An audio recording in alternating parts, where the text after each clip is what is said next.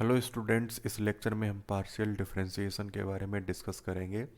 तो देखो, partial differentiation और ऑर्डिनरी डिफरेंशिएशन में डिफरेंस क्या होता है, पहले हम ये जान लेते हैं। अगर हमारे पास कोई फंक्शन y बराबर एफ ऑफ एक्स लिखा है, तो इसमें जो भी डिफरेंशिएशन आएंगे वो ऑर्डिनरी आएंगे, मतलब डी अपॉन डी एक्स। अगर कोई फंक्शन हमारे पास z बराबर एफ ऑफ एक्स कॉमा दिया गया है, तो इसमें जो भी डिफरेंशिएशन हम जेड के निकालेंगे वो पार्शियल डिफरेंशिएशन आएंगे। तो पार्शियल डिफरेंशिएशन ऑफ जेड, ये विद रिस्पेक्ट टू एक्स। इसी तरह से हम बाई के रिस्पेक्ट में भी पार्शियल डिफरेंशिएशन लिख सकते हैं। तो इन दोनों फंक्शन में हमारे पास क्या डिफरेंस दिख रहा है, तो यहाँ पे देखो, यहाँ पे सिर्फ हमारे पास एक इनपुट है, मतलब इंडिपेंडेंट वेरिएबल सिर्फ यहाँ पे सिंगल है। और यहाँ पे कितने इंडिपेंडेंट वेरिएबल हैं? दो इंडिपेंडेंट वेरिएबल है, एक्स एंड वाई। तो नंबर ऑफ इंडिपेंडेंट वेरिएबल जब एक से ज़्यादा होंगे तो पार्शियल डिफरेंशिएशन फंक्शन का निकलेगा। वहाँ पे हम D by upon D x नहीं निकाल पाएंगे। तो D by upon D x, ये हमारे पास ऑर्डिनरी डिफरेंशिएशन या फिर टोटल डिफरेंशिएशन भी हम इसको बोलते हैं। और पार्शियल के लिए हमारे पास इस तरह के नोटेशन आएंगे। तो ये हमारे पास क्या है, पार्शियल डिफरेंशिएशन हम जेड का कर रहे हैं एक्स के रिस्पेक्ट में, इसी तरह से पार्शियल डिफरेंशिएशन कर रहे हैं जेड का बाई के रिस्पेक्ट में। तो अब हम यहाँ पे देख लेते हैं, इसमें हमारे पास डिपेंडेंट वेरिएबल बाई है।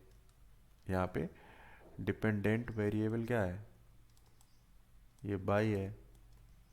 और इंडिपेंडेंट वेरिएबल ये एक्स है। तो नंबर ऑफ इंडिपेंडेंट वेरिएबल यहाँ पे कितने हैं? नंबर ऑफ इंडिपेंडेंट वेरिएबल एक है। तो जब भी नंबर ऑफ इंडिपेंडेंट वेरिएबल एक होगा, तो वहाँ पे हमारे पास जब एक होगा तो कैसे डिफरेंशिएशन आएंगे, ये ऑर्डिनरी डिफरेंशिएशन निकलेगा इसका। तो ऑर्डिनरी डिफरेंशिएशन का नोटेशन किस तरह से होगा, डी अपॉन डी एक्स, वहाँ पे ये अप्लाई होगा। अब पार्शियल डिफरेंशिएशन में क्या है, यहाँ पे इसमें देखो डिपेंडेंट वेरिएबल जेड है, ये हमारे पास डिपेंडेंट वेरिएबल है जेड। और इंडिपेंडेंट वेरिएबल क्या है, independent variable X and Y है। तो पार्शियल डिफरेंशिएशन कब आएगा, जब number of independent variable greater than one होंगे, एक से ज़्यादा होंगे। तो यहाँ पे मैंने दो लिए हैं, इसी तरह से तुम तीन चार पाँच एन इंडिपेंडेंट वेरिएबल्स ले सकते हो। तो जब नंबर ऑफ इंडिपेंडेंट वेरिएबल एक से ज़्यादा होंगे, तो वहाँ पे हमारे पास किस तरह के डिफरेंशिएशन आएंगे, ये पार्शियल डिफरेंशिएशन आएंगे, या पार्शियल डिफरेंशियल वहाँ पे मिलेगा फंक्शन का, पार्शियल टाइप के डिफरेंशिएशन मिलेंगे। तो यहाँ पे हमारे पास हमने ये सीखा कि पार्शियल डिफरेंशिएशन और ऑर्डिनरी डिफरेंशिएशन कब आएंगे। अब जब डिफरेंशिएशन हम करते हैं, तो इसमें हमारे पास कुछ कॉन्सेप्ट, बेसिक कॉन्सेप्ट यूज होते हैं, जैसे लिमिट का कॉन्सेप्ट और कॉन्टिन्यूटी का कॉन्सेप्ट। तो लिमिट और कॉन्टिन्यूटी ऑफ ए फंक्शन क्या होती है, पहले हम ऑर्डिनरी के बारे में एक बार देख लेते हैं, क्योंकि सारी चीज़ें हम पहले से ये डिस्कस कर चुके हैं। तो एक बार यहाँ पे फिर से हम रिकॉल कर लेते हैं कि कॉन्टिन्यूटी और ये limit of a function ordinary में क्या होगा और पार्शियल में क्या होगा। क्योंकि अगर कोई फंक्शन कॉन्टिन्यूस नहीं है तो उसको हम डिफरेंशिएट नहीं कर सकते हैं। तो डिफरेंशिएट करने से पहले अगर हमें पता चल जाए कि फंक्शन कॉन्टिन्यूस है या नहीं, तो हम उसके आगे डिफरेंशिएशन की बात कर सकते हैं। अगर वो कॉन्टिन्यूस ही नहीं है तो उसको हम डिफरेंशिएट नहीं कर पाएंगे, तो छोड़ देंगे। तो सबसे पहले हम यहाँ पे लिमिट की बात करेंगे, और ये लिमिट हम सिंगल इंडिपेंडेंट वेरिएबल के फंक्शंस के लिए देखेंगे। तो यहाँ पे हम एक फंक्शन कंसीडर कर लेते हैं, लेट। एक फंक्शन लिया हमने, एफ वो डिफाइंड है एक इंटरवल आई से आर पर। तो be a real valued function. Real valued क्यों? फंक्शन की वैल्यू जो आ रही है वो रियल नंबर में मिल रही है, तो ये रियल वैल्यूड फंक्शन हमारे पास हमने कंसीडर कर लिया है। तो इस रियल वैल्यूड फंक्शन के लिए हम लिमिट की बात कर रहे हैं। तो लिमिट का मतलब क्या होगा? देखो, अगर हम यहाँ पे हमारे पास क्या है, ये रियल लाइन है आर, तो इसमें हमने कोई एक पॉइंट लिया ए, ये पॉइंट ए कहाँ पे है? इंटरवल आई में। तो इस पॉइंट पे हम फंक्शन की लिमिट कैलकुलेट करने वाले हैं। तो लिमिट कैलकुलेट करने से पहले हम यहाँ पे एक एग्जांपल से डिस्कस कर लेते हैं कि लिमिट का मतलब क्या होता है, हम लिमिट क्यों निकालते हैं किसी पॉइंट पे फंक्शन की। तो देखो, हमने यहाँ पे एक फंक्शन लिया एफ ऑफ एक्स बराबर x square minus A square upon x minus a. तो थोड़ी देर के लिए ए बराबर हम क्या पुट कर लेते हैं? ए बराबर 1। जो पॉइंट है हमारे पास एक्स बराबर ए, तो इसकी जगह हमने ए बराबर 1 पुट किया, तो इस वजह से एक्स बराबर 1 हो जाएगा। तो यहाँ पे हमने पॉइंट एक्स बराबर 1 पुट किया, और फंक्शन किस तरह से चेंज हो जाएगा? एफ ऑफ एक्स बराबर x square minus 1 upon x minus 1। तो अब इस फंक्शन में जैसे मैंने वैल्यू पुट की 0, तो फंक्शन की वैल्यू आ गई 1। जब फंक्शन में वैल्यू मैंने पुट की 2, तो फंक्शन की वैल्यू क्या आ गई? देखो, फंक्शन में जब 2 पुट करेंगे तो फंक्शन की वैल्यू 3 आ जाएगी। जब 4 पुट करेंगे तो फंक्शन की वैल्यू 5 आ जाएगी। इसी तरह से हमारे पास सभी वैल्यूज निकलती रहेंगी। एक्स की वैल्यूज अगर हम यहाँ पे आर में लेते हैं निकलती रहेंगी, लेकिन जैसे हमने यहाँ पे 1 पुट किया फंक्शन में, तो 1 पुट करते ही हमारे पास 0/0 इस तरह से ये फॉर्म बन गई। तो ये हमारे पास अनडिफाइंड या इनडिटर्मिनेंट फॉर्म है, ये इनडिटर्मिनेंट फॉर्म है हमारे पास। तो इस तरह की जब फॉर्म हमारे पास कोई बनती है, तो वहाँ पे हम लिमिट का कॉन्सेप्ट यूज करते हैं।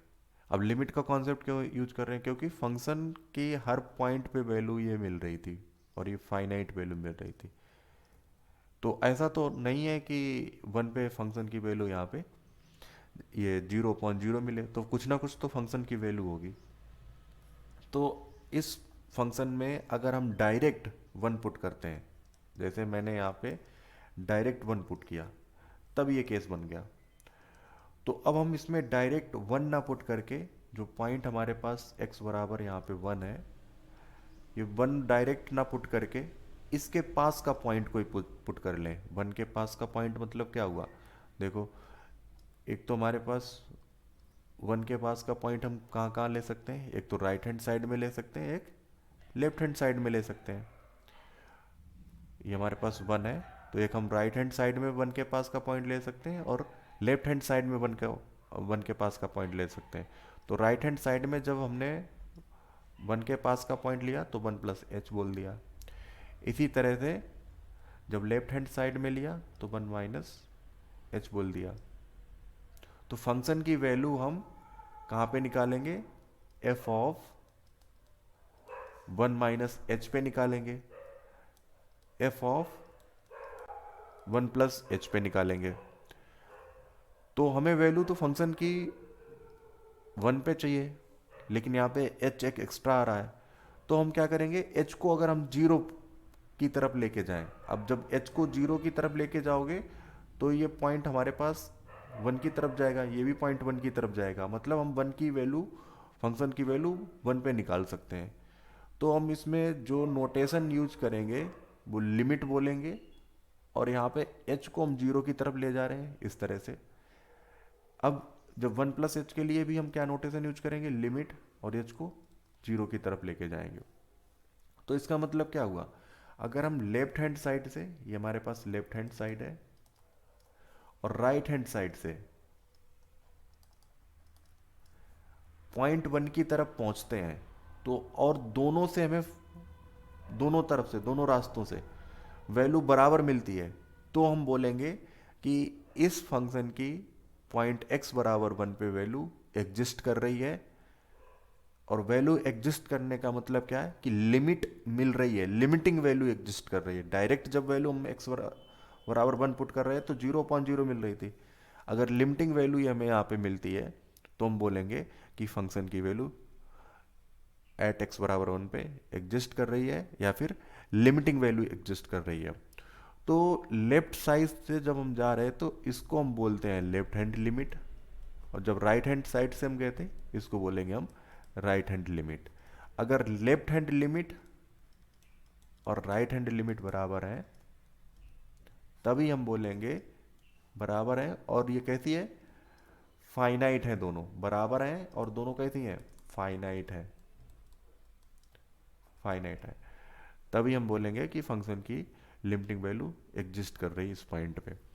तो अब हम x बराबर यहाँ पे 1 के लिए इस फंक्शन की लिमिटिंग वैल्यू निकाल के देख लेते हैं। एफ ऑफ x बराबर x square minus 1 upon x minus 1।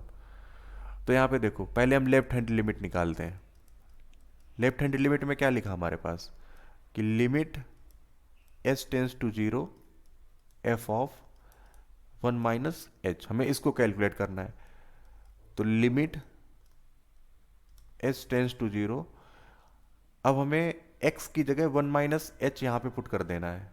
तो 1 minus H square minus 1 upon 1 minus H minus 1।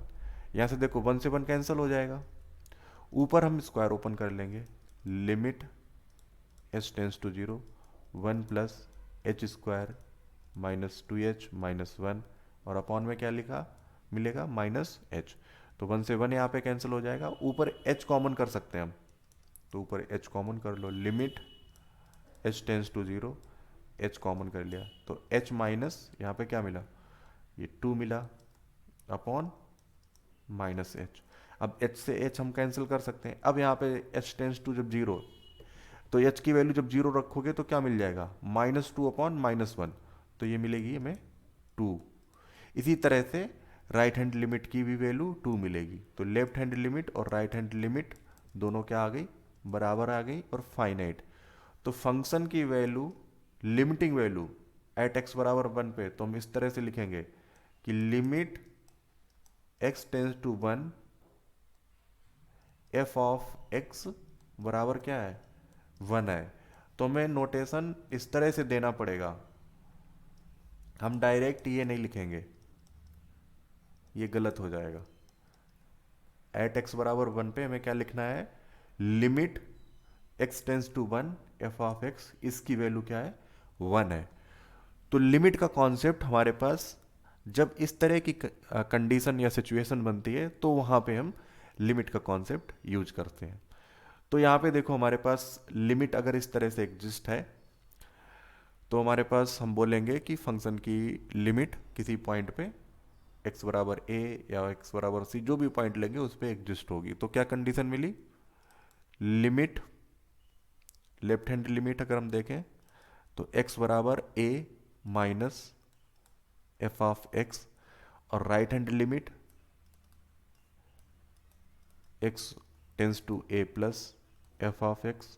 अगर ये दोनों इक्वल हैं तो यहाँ पे a माइनस का मतलब ये है कि अगर हम x बराबर a पॉइंट लेते हैं तो माइनस का मतलब लेफ्ट हैंड साइड का पॉइंट और प्लस का मतलब ये राइट हैंड साइड का पॉइंट, बस ये मतलब है।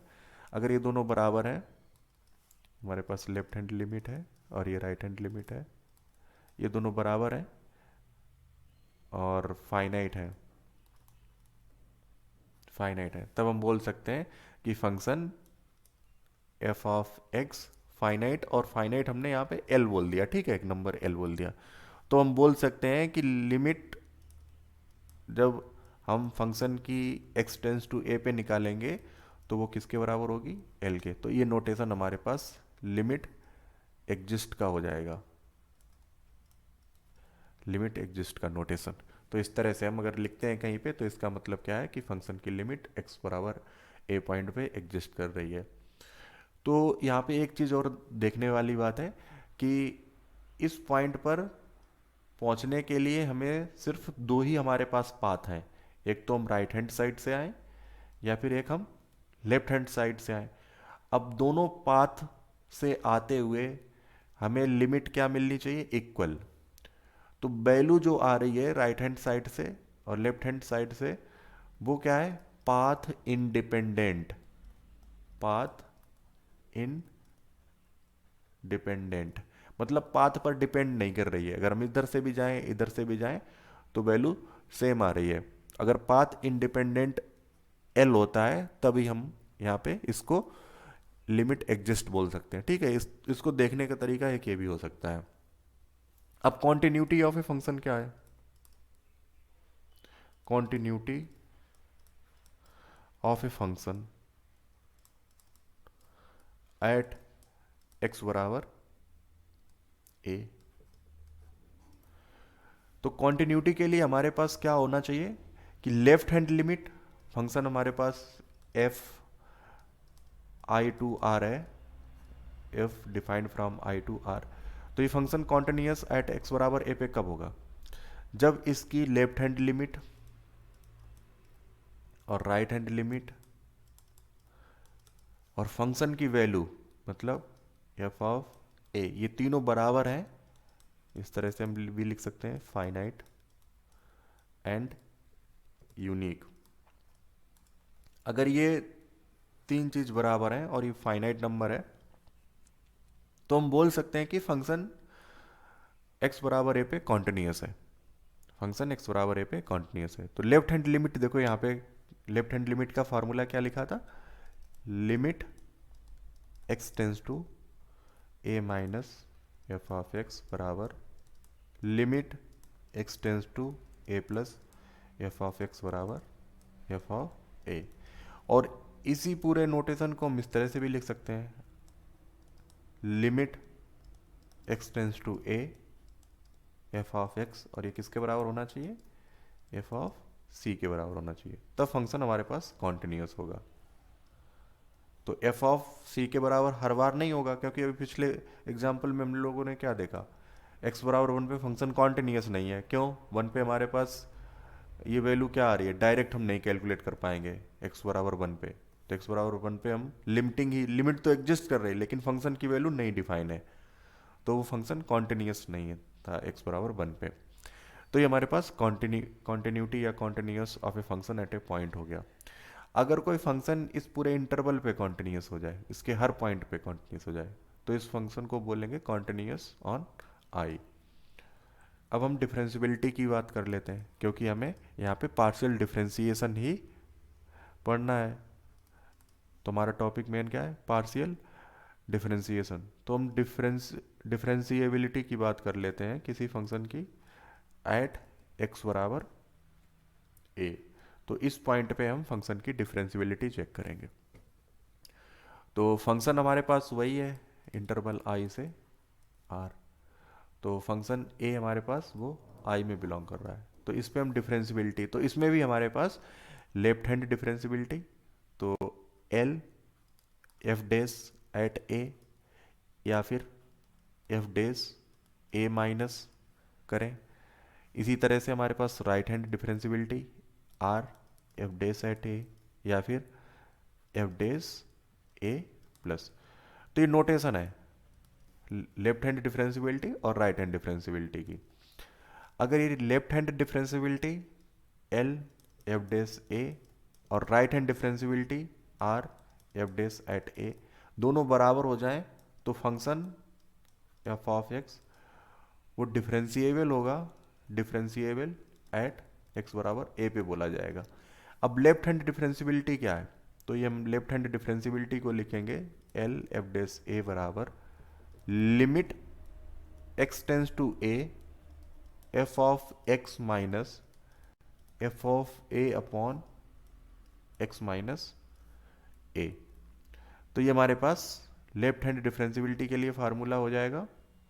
इसी तरह से राइट हैंड डिफरेंशिएबिलिटी के लिए क्या हो जाएगा? राइट हैंड डिफरेंशिएबिलिटी के लिए आर एफ डेस ए बराबर लिमिट एक्स टेंस टू ए। अभी हमारे पास जो ए लिया जा रहा है एक्स टेंस टू ए, तो ये ए माइनस है, और यहाँ पे जो ए लिया जा रहा है ए प्लस है। तो क्योंकि हम लेफ्ट साइड में ए के जाएंगे और राइट साइड में, तो राइट साइड के लिए ए प्लस यूज करेंगे, लेफ्ट साइड के लिए ए माइनस। और ये वैल्यू हमारे पास किसके इक्वल होनी, राइट हैंड डिफरेंशिबिलिटी क्या होनी चाहिए? राइट हैंड डिफरेंशिबिलिटी हमारे पास होगी limit x tends to a plus F of x minus F of a upon x minus a. तो ये दो फार्मूला हमारे पास यहाँ पे इस तरह से मिलेंगे। तो इनको अगर हम थोड़ा और सिंप्लीफाई करें या फिर इसको h की फॉर्म में लिखना चाहें, a माइनस का मतलब होगा कि हम x के प्लेस पे a माइनस एच पुट करेंगे। a माइनस का मतलब है कि a माइनस एच और h टेंस टू जीरो लेंगे। तो जैसे इसको अगर हम चेंज करना चाहें तो ये लिमिट हम इस तरह से भी लिख सकते हैं, limit h tends to zero F of a minus H minus F of a upon x की जगह हम पुट कर रहे हैं a माइनस एच, तो ये अपॉन में माइनस एच आएगा। तो लेफ्ट हैंड लिमिट हमारे पास इस तरह से होगी। इसी तरह से हम राइट हैंड लिमिट को भी लिख सकते हैं, limit h tends to zero. अब यहाँ पे हम a प्लस का मतलब होगा a प्लस एच और h टेंस टू जीरो, तो x की जगह a प्लस एच लेंगे, limit h tends to zero F of a plus H minus F of a upon यहाँ पे h आएगा। तो ये हमारे पास लेफ्ट हैंड डिफरेंशिबिलिटी और राइट हैंड डिफरेंशिबिलिटी के फार्मूले हो गए। तो अगर हमारे पास कोई फंक्शन एफ ऑफ एक्स दिया गया है और इसकी हमें डिफरेंशिबिलिटी निकालनी है, एफ डेरिवेटिव एट एक्स, और इसको कैसे लिख सकते हैं, D F upon D x. तो इसके लिए फार्मूला क्या होगा? तो इसके लिए जो डिफरेंशिएशन का फार्मूला होगा, limit H tends to zero F of X plus H minus F of X upon H. तो ये डिफरेंशिएशन का फार्मूला हम यूज करेंगे। ठीक है, किसी भी पॉइंट के लिए अगर हम मान लो इन जनरल ले लिया पॉइंट एक्स, अब एक्स बराबर ए बी सी कुछ भी पुट करते रहो 1 2 3 4, तो उस पर ये डिफरेंशिएशन के लिए हम फार्मूला इसको यूज कर सकते हैं। अगर ये लिमिट एग्जिस्ट कर रही है, यहाँ पे क्या होना चाहिए, लिमिट एग्जिस्ट भी करनी चाहिए। अगर हम ये कैलकुलेट कर रहे हैं एग्जिस्ट ही नहीं कर रही, तो वो डिफरेंशिएशन उस पॉइंट पे एग्जिस्ट नहीं करेगा। तो ये लिमिट हमारे लिए क्या होनी चाहिए, एग्जिस्ट करनी चाहिए, मतलब फाइनाइट वैल्यू मिलनी चाहिए। तो डिफरेंशिएशन के लिए जो हमने यहाँ पे फार्मूला यूज किया है, यही फार्मूला हम पार्शियल डिफरेंशिएशन में भी यूज करेंगे। तो अब पार्शियल डिफरेंशिएशन के लिए हमारे पास किन किन चीज़ों की ज़रूरत होगी? पार्शियल डिफरेंशिएशन, देखो सबसे पहले हम लिमिट निकालेंगे। अब लिमिट का यहाँ पे कॉन्सेप्ट कैसे बनेगा? हमारे पास फंक्शन है z बराबर एक्स कॉमा वाई। अब यहाँ पे नंबर ऑफ इंडिपेंडेंट वेरिएबल 2 है और एक डिपेंडेंट वेरिएबल z है, तो कुल वेरिएबल्स यहाँ पे 3 हैं। तो 3 वेरिएबल्स के लिए हमारे पास कुछ इस तरह से प्लेन बनेगा, इस तरह से नोटेशन आएगा। अगर मैं यहाँ पे इसको x एक्सिस लेता हूँ, इसको y एक्सिस लेता हूँ, तो x और y की जब वैल्यू पुट करेंगे तो हमें z की वैल्यू कहीं यहाँ पे मिलेगी। तो ये एक्स वाई प्लेन है, ये वाला एक्स वाई प्लेन। अब यहाँ पे हमारे पास फंक्शन z डिफाइन है या फिर f डिफाइन है। तो फंक्शन f किस तरह से डिफाइन है, f डिफाइन है अगर मैं इंटरवल x के लिए ले लूँ i और y के लिए भी i ले लूँ, तो फंक्शन हमारे पास डिफाइन है i cross i to r। तो इस तरह से हमें ये फंक्शन मिलेगा। मतलब यहाँ पे जो इनपुट आ रहे हैं वो दो हैं, तो एक बार फर्स्ट इंटरवल से, एक बार सेकेंड इंटरवल से। तो यहाँ पे जो भी हमारे पास पॉइंट मिलेगा वो पॉइंट किस तरह से होगा, a कॉमा बी, इस फंक्शन के लिए। तो लिमिट, अब देखो हमें लिमिट के लिए क्या करना है कि इस पॉइंट पे अगर उसी तरह की कंडीशन बनती है कि डायरेक्ट अगर हम फंक्शन में पुट करें पॉइंट, कोई फंक्शन हमारे पास अगर डिफाइन है एफ ऑफ फंक्शन हम डिफाइन कर लेते हैं एक्स कॉमा वाई। तो अगर हम पॉइंट इस तरह से, फंक्शन इस तरह से ले लेते हैं एक्स प्लस वाई, या फिर हम इसको इस तरह से कर लें X square minus Y square upon x minus Y. तो यहाँ पे अगर हम पॉइंट, अब यहाँ पे पॉइंट किस पॉइंट के लिए, हर पॉइंट के लिए तो वैल्यू मिलेगी, लेकिन हम जब पॉइंट 0, 0 ये पॉइंट लेंगे x की वैल्यू 0, 0, वैसे यहाँ पे z भी आएगा, तो अगर इस पॉइंट को बोलते हैं तो 0, 0, लेकिन हम x, y की बात कर रहे हैं। जब x, y पुट करेंगे तो वो हमें z की वैल्यू दे देगा। तो x, y हमारे पॉइंट 0, 0 है। अब डायरेक्ट हम अगर इसमें 0, 0 पुट करते हैं तो ये वैल्यू हमारे पास हो जाएगी डायरेक्ट, अगर हम 0, 0 यहाँ पे पुट करते हैं देखो, तो ये वैल्यू हमारे पास हो जाएगी 0/0, और ये अनडिटर्मिनेंट फॉर्म या अनडिफाइंड फॉर्म हमारे पास हो गई। और किसी भी पॉइंट पे हम वैल्यू निकालेंगे तो हमें कुछ ना कुछ वैल्यू मिलेगी, जैसे हमने वहां पे केस देखा था। तो इस केस में यहाँ पे हमारे पास लिमिट क्या होगी, हम लिमिट इसकी कैसे कैलकुलेट करेंगे। तो वहां पे हमारे पास एक ही रियल लाइन थी, तो जाने के जो पाथ थे वो सिर्फ दो थे, एक तो हम लेफ्ट साइड से इस पॉइंट पे पहुंचे या फिर राइट हैंड साइड से पहुंचे। लेकिन यहाँ पे केस उल्टा हो गया, यहाँ पे हमारे पास पाथ बहुत सारे हैं। जीरो पे पहुंचने के लिए तुम कहीं से भी जा सकते हो, यहाँ से भी जा सकते हो, यहाँ से भी जा सकते हो, ये तुम्हारे पास कई सारे पाथ हैं। तो इस पॉइंट पे पहुंचने के लिए हमारे पास कई सारे पाथ हैं। तो इस तरह की यहाँ पे केस के लिए हम लिमिट कैसे कैलकुलेट करेंगे, तो लिमिट यहाँ पे हमें कैसे कैलकुलेट करनी होगी इस वाले फंक्शंस के लिए। देखो, अब लिमिट एग्जिस्ट कब होगी, जैसे हमने बोला था वहाँ पे कोई function F of x comma Y अगर किसी पॉइंट ए कॉमा बी के लिए, ये हमारे पास नोटेशन हो गया, डायरेक्ट हम नहीं पुट कर रहे हैं, इसका मतलब क्या है, लिमिटिंग वैल्यू ले रहे हैं। तो पॉइंट एक्स कॉमा वाई, तो यहाँ पे भी हो सकता है, यहाँ पे भी, यहाँ से कहीं से भी पहुँच रहा है, किस पॉइंट पे, ए कॉमा बी पे, 0, 0 यहाँ पे लिया। तो अगर ये वैल्यू हमारे पास किसके इक्वल आती है, एक फाइनाइट नंबर एल के इक्वल आती है, तो हम बोलेंगे, और ये हमारे पास कैसी होनी चाहिए वैल्यू, फाइनाइट।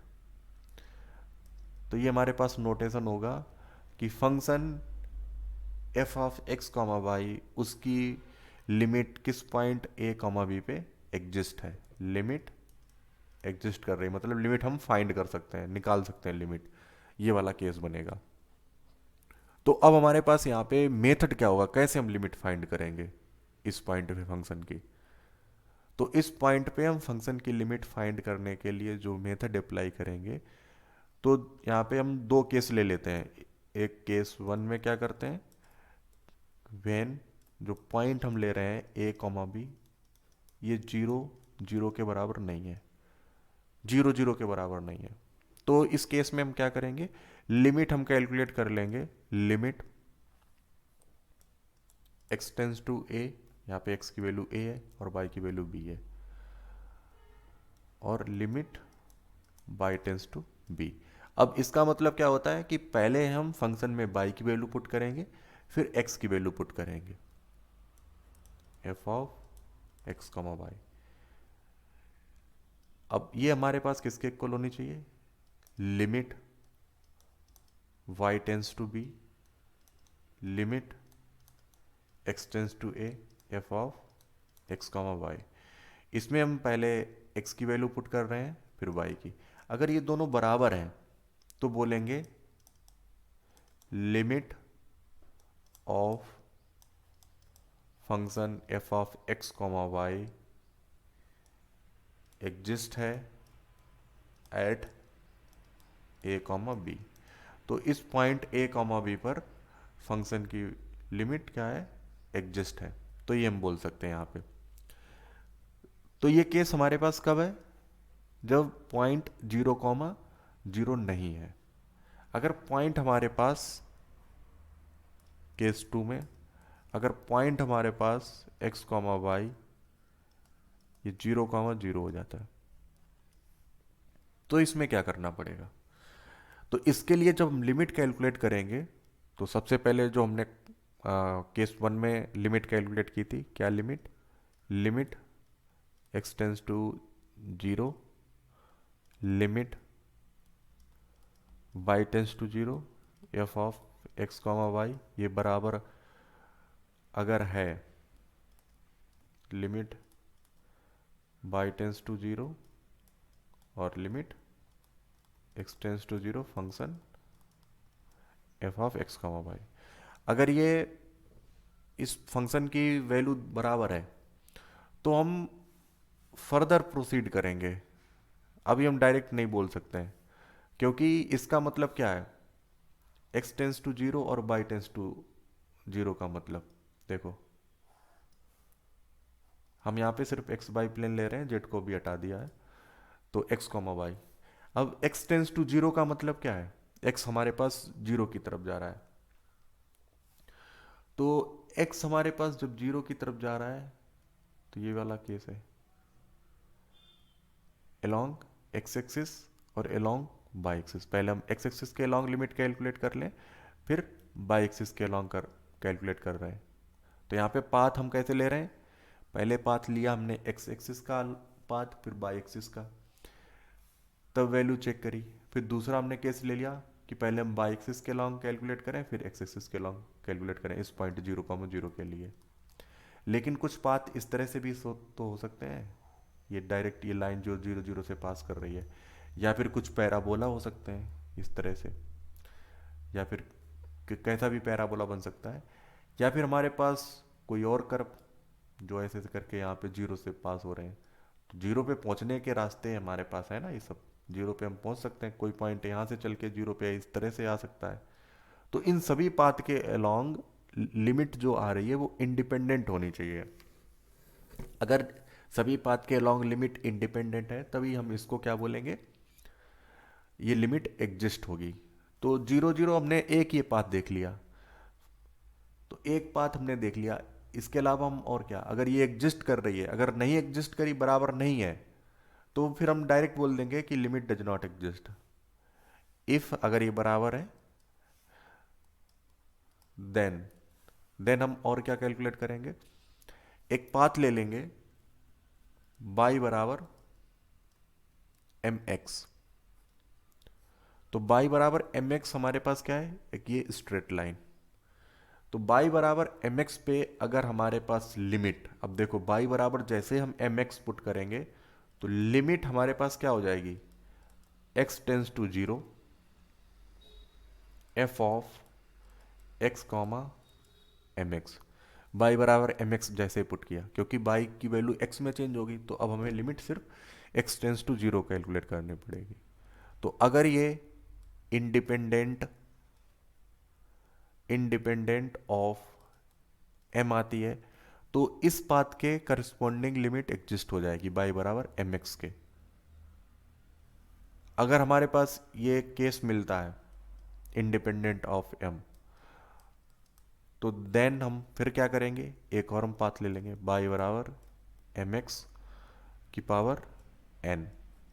अब यहाँ पे हम पावर एन लेने का मतलब क्या है कि ये स्क्वायर हो सकता है, क्यूब हो सकता है, तो हमने एक पाथ और ले लिया। अब ये भी हमारे पास 0,0 से पास हो रहा है, जितने भी पाथ ले लेंगे वो 0,0 इस पॉइंट को सेटिस्फाई करने चाहिए। सेटिस्फाई करने का मतलब इससे गुजरते हुए जाने चाहिए। तो बाई बराबर एम एक्स प्लस सी पुट करेंगे तो लिमिट हमारे पास इसमें भी वही चेंज हो जाएगी, limit x tends to zero F of x comma M X to power N. अब ये भी लिमिट हमारे पास एम पे डिपेंड नहीं करनी चाहिए। एम पे डिपेंड करने का मतलब क्या हुआ कि ये पाथ पे डिपेंड कर गया, मतलब एम को चेंज करोगे तो लिमिट चेंज होगी, तो लिमिट चेंज नहीं होनी चाहिए, फाइनाइट और यूनिक मिलनी चाहिए ना। तो यहाँ पे हमारे पास बाई बराबर एम एक्स की पावर एन, एम एक्स की पावर एन, इसके लिए भी हमारे पास लिमिट कैसी मिलनी चाहिए, इंडिपेंडेंट ऑफ एम। तो इस तरह से हम पाथ यहाँ पे सब्सटीट्यूट करते जाएंगे तो हमारे पास सिंपल जो पाथ है बाई बराबर एम एक्स और बाई बराबर एम एक्स की पावर एन। तो इन सभी पाथ, और भी पाथ कई सारे हो सकते हैं, तो इन सभी पाथ के करस्पॉन्डिंग अगर लिमिट इंडिपेंडेंट ऑफ एम आ रही है तभी हम बोलेंगे कि फंक्शन की limit F of x comma Y की लिमिट किस पॉइंट पे एक्स कॉमा वाई जब 0,0 की तरफ जा रहा है तो वो एक फाइनाइट नंबर एल है और वो यूनिक है, तभी हम बोलेंगे लिमिट एग्जिस्ट है। अगर ये वैल्यू कोई एम में आ गई तो हम वहाँ पे बोलेंगे कि लिमिट डज नॉट एग्जिस्ट। तो लिमिट वाले केस में हमारे पास क्या है, 0,0 का केस काफ़ी स्पेशल केस है, तो यही केस हमें यहाँ पे अच्छे से स्टडी करना है। तो 0,0 केस के लिए देखो पहली स्टेप क्या है कि पॉइंट हमारे पास 0,0 दिया होगा, तो इसके लिए हम जो मेन हमारे पास कोऑर्डिनेट है एक्स एक्सिस और वाई एक्सिस उसके अलोंग हमने लिमिट ये निकाल दी, एक पाथ हो गया। अगर ये दोनों बराबर हैं, अगर बराबर नहीं तो वहीं वहीं पे हम डायरेक्ट लिख देंगे डज नॉट एग्जिस्ट। अगर बराबर हैं तो हम इसकी तरफ आएंगे, वाई बराबर एम एक्स ये वाला पाथ लेंगे, इस पे हम इस तरह से लिमिट कैलकुलेट कर लेंगे। अगर ये लिमिट एम में आ गई कुछ एम के रिलेशन में तो वहीं से हमारा क्या कॉन्सेप्ट हो जाएगा, does not exist limit, limit exist नहीं है। अगर इंडिपेंडेंट ऑफ एम आई तो लिमिट एग्जिस्ट है, मतलब कोई 1 2 3 0 ऐसे कोई वैल्यू आ गई जिसमें एम नहीं है, तो लिमिट यहाँ से हमारे पास क्या हो जाएगी, लिमिट तो एग्जिस्ट हो गई, लेकिन अभी और पाथ हम चेक कर लेते हैं, बाई बराबर एम एक्स की पावर एन। तो बाई बराबर जब एम एक्स की पावर एन लेंगे तो यहाँ पे देखो, यहाँ पे हमने देखा कि y बराबर एम एक्स की पावर n ले रहे हैं, तो ये लिमिट हमारे पास अगर ये भी इंडिपेंडेंट ऑफ एम आई तो इस पॉइंट के लिए इस कर्व के अलोंग लिमिट है वो इंडिपेंडेंट ऑफ पाथ आ रही है, इस टाइप के कर्व। और इसमें और भी कर्व हो सकते हैं जो 0,0 से पास, तो सभी के जितने भी हम कर्व लेंगे जो 0,0 से पास होते हैं तो सभी में लिमिट इंडिपेंडेंट ऑफ पाथ आनी चाहिए, मतलब जो यहाँ पे लिमिट आ रही है वही यहाँ पे आनी चाहिए, वही यहाँ पे आनी चाहिए। वही कुछ और भी कर्व लेंगे तो ये सब हमारे पास द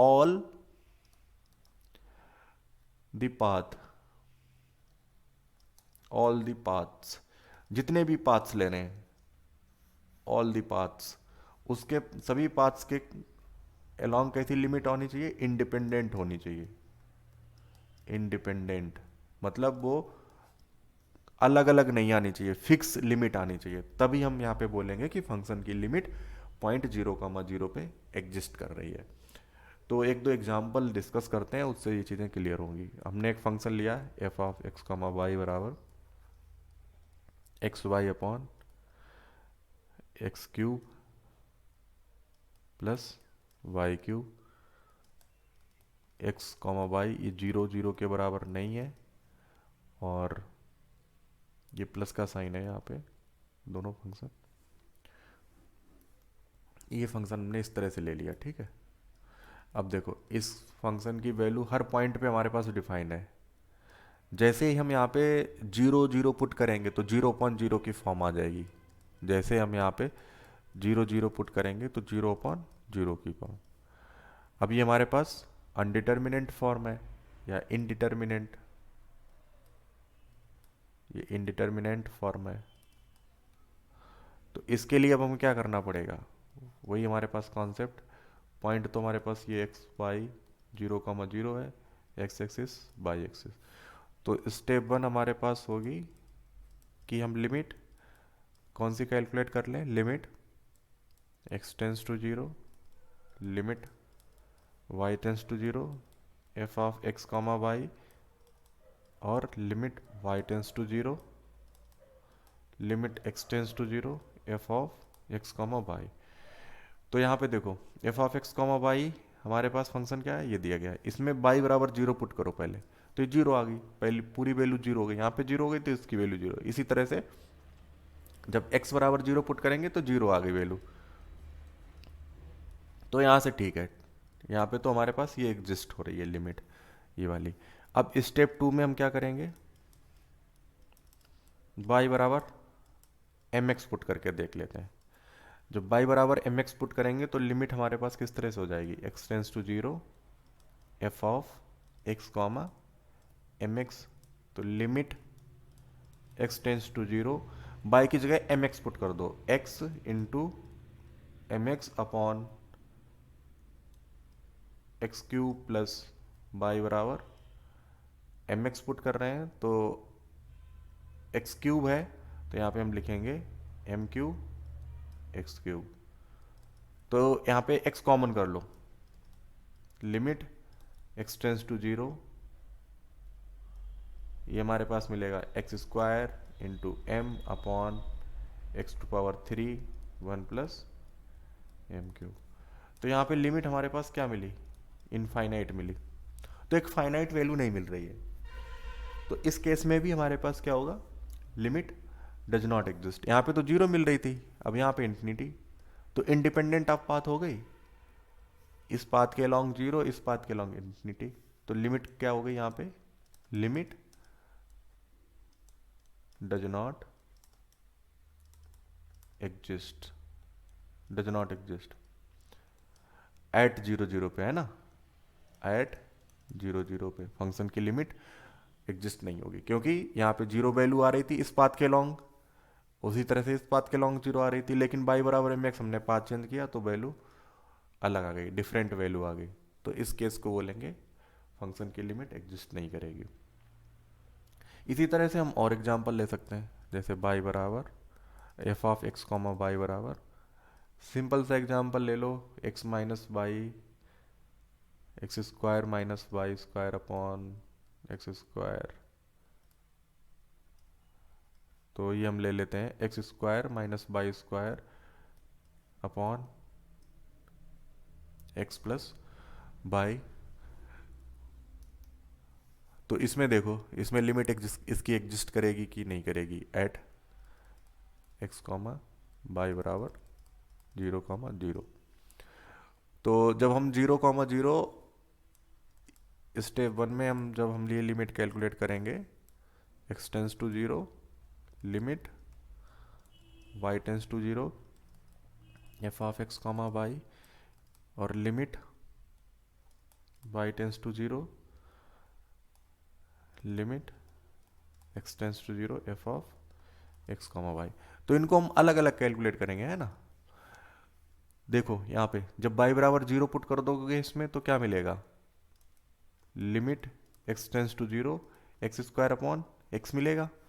इसी तरह से इसमें देखो, जब बाई बराबर एक्स बराबर जीरो पुट कर दोगे तो बाई की वैल्यू क्या मिलेगी, limit Y tends to zero minus by square upon Y.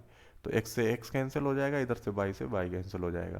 तो जब एक्स टेंस टू जीरो निकालोगे तो जीरो मिल जाएगा यहाँ भी, और यहाँ भी जीरो मिल जाएगा, तो जीरो बराबर जीरो आ गया। तो लिमिट इस केस के लिए तो एग्जिस्ट कर गई, कौन से पाथ के लॉन्ग, ये जीरो कॉमा जीरो है, तो वाई एक्सिस और एक्सिस के अलॉन्ग ये लिमिट एग्जिस्ट हो गई। अब हम स्टेप टू देखते हैं, बाई बराबर एम एक्स इस पाथ के अलॉन्ग, तो लिमिट हमें क्या कैलकुलेट करनी पड़ेगी, limit x tends to zero F of x comma M x. तो limit x tends to zero x minus m x, मतलब ये एक्स स्क्वायर माइनस, अब एम एक्स का मतलब क्या हुआ, ये m square x square, y की वैल्यू हम यहाँ पे पुट कर रहे हैं इसमें, और एक्स प्लस एम एक्स। तो यहाँ से देखो, इधर से एक्स स्क्वायर कॉमन हो रहा है, नीचे से भी एक्स कॉमन हो रहा है, limit x tends to zero x square common करो तो one minus M square upon इधर एक्स वन प्लस एम। तो एक्स से एक्स कैंसिल हो जाएगा, मिलेगा हमें एक्स इंटू वन माइनस, अब हम एक्स की लिमिट यहाँ पे अप्लाई कर सकते हैं तो जीरो आएगा। तो इस केस में भी लिमिट क्या आई, ये जीरो के बराबर आ गई।